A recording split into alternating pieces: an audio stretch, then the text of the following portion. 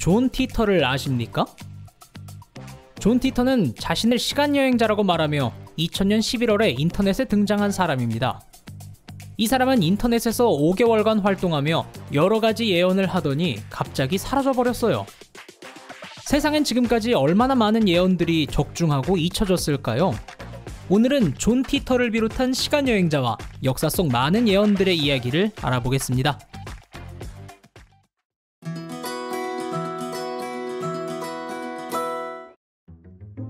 2000년 11월 2일 타임트래블 인스티튜트 시간여행연구소라는 기묘한 웹사이트에 타임트래블_제로라는 이름의 첫 번째 게시물이 나타났습니다.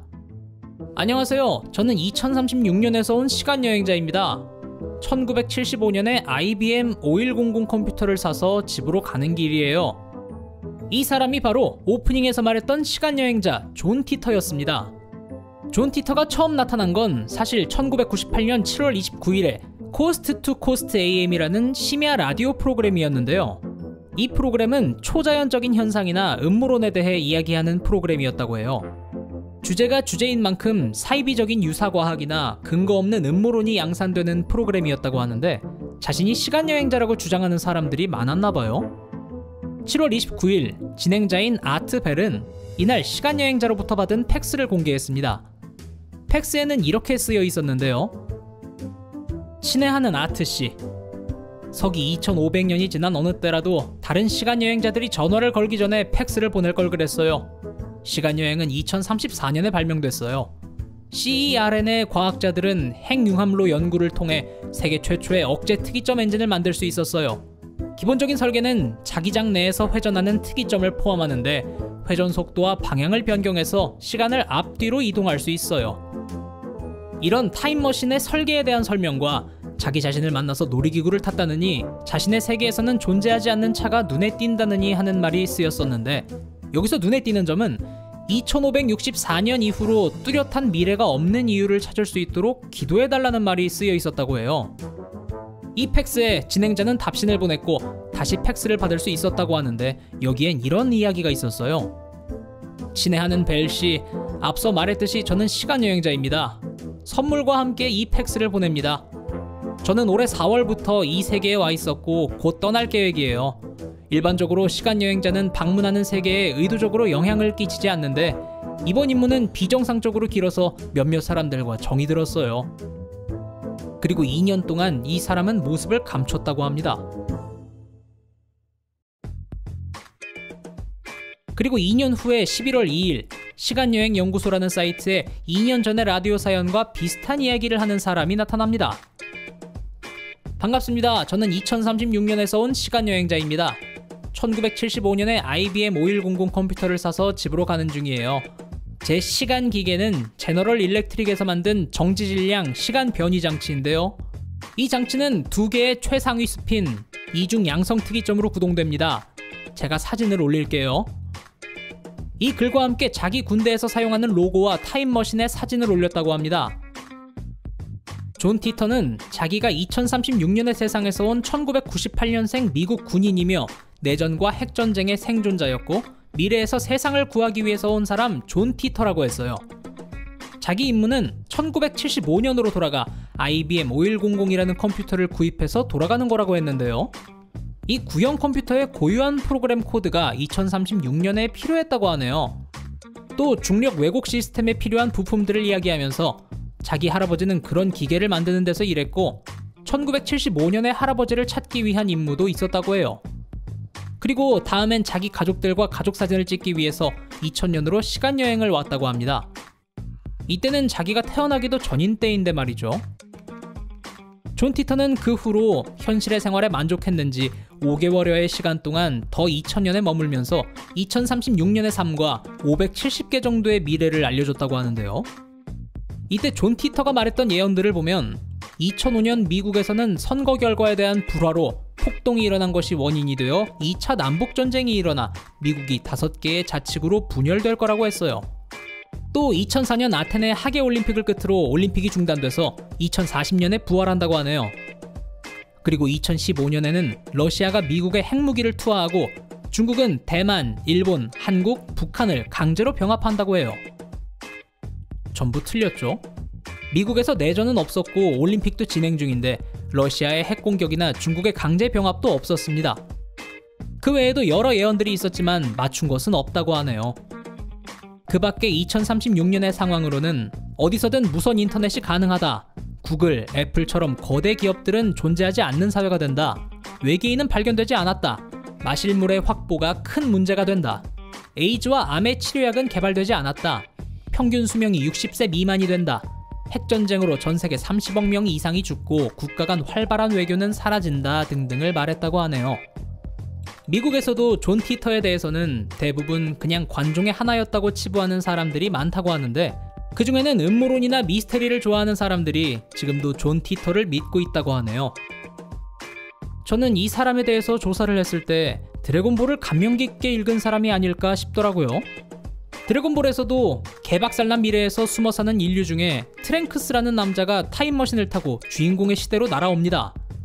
그래서 주인공들과 함께 미래를 파괴하는 과거의 악을 먼저 해치워서 과거를 지킨 뒤 미래로 돌아가서 미래도 지킨다는 에피소드가 있는데요. 그런 이야기에 심취해서 인터넷에 이런 짓을 한 게 아닌가 싶어요. 존 티터는 이후 영화나 게임의 소재로도 쓰였다고도 하니 몇 개월짜리 어그로꾼으로서는 쌓은 업적이 대단하네요.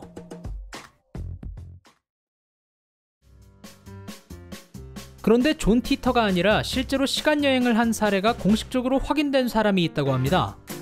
최초의 시간여행자의 타이틀을 가지고 있는 사람은 세르게이 아브데예프라는 러시아의 우주비행사였습니다.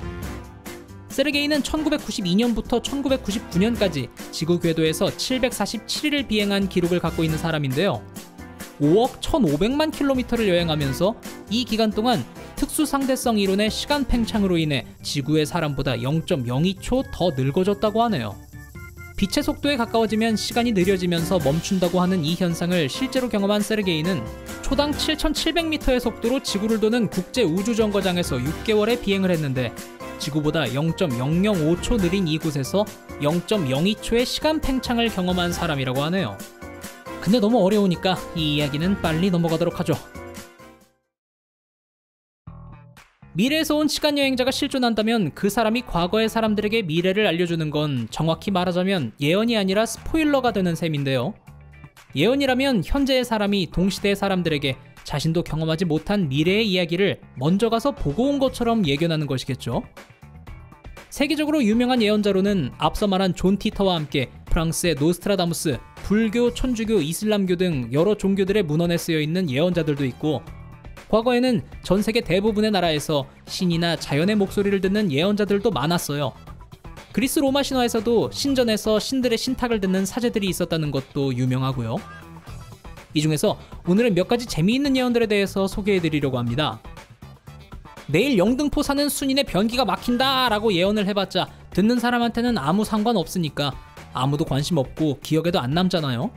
그래서인지 인류가 싹 다 멸망한다는 종말론에 대해서는 수천 년 전부터 지금까지 사람들의 관심이 많은 것 같습니다.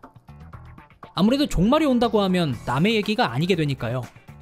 종말론이라고 하면 저는 휴거가 가장 먼저 생각나는데요.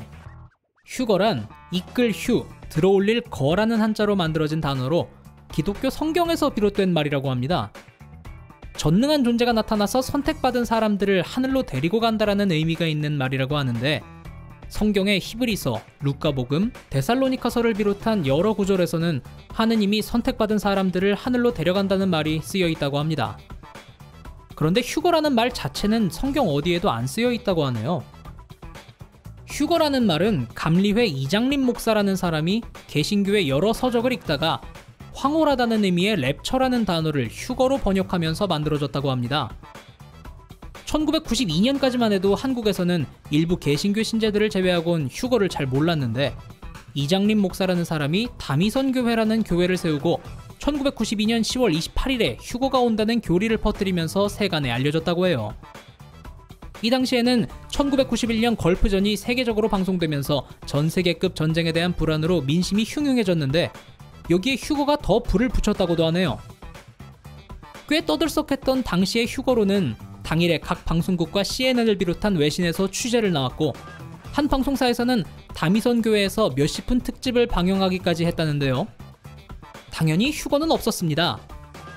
게다가 휴거 예정 한 달 전쯤에 휴거론을 퍼뜨린 이장림 목사는 신도들의 돈 34억여 원을 가로챈 사기죄 혐의로 구속됐다고 하네요.